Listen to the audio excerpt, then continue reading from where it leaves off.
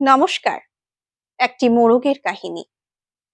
একটি মোরগ হঠাৎ আশ্রয় পেয়ে গেল বিরাট প্রাসাদের ছোট্ট এক কোণে, ভাঙা প্যাকিং বাক্সের গাদায় আরো ২-৩টি মুরগির সঙ্গে। আশ্রয় যদিও মিলল, উপযুক্ত আহার মিলল না। সুতীক্ষ্ণ চিৎকারে প্রতিবাদ জানিয়ে গলা ফাটালো সেই মোরগ ভোর থেকে সন্ধে পর্যন্ত।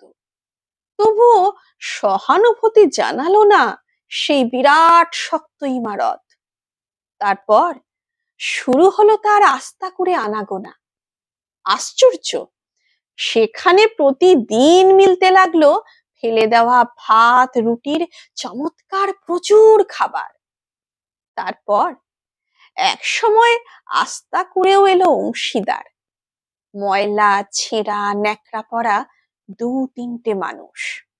কাজে দুর্বলতর মোরগের খাবার গেল বন্ধ হয়ে।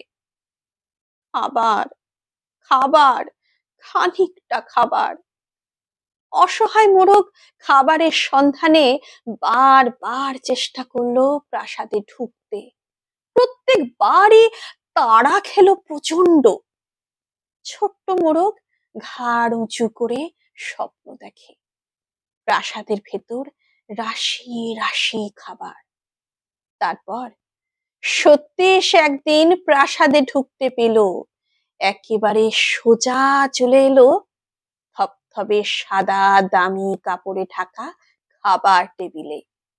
অবশ্য খাবার খেতে নয়, খাবার হিসেবে। নমস্কার।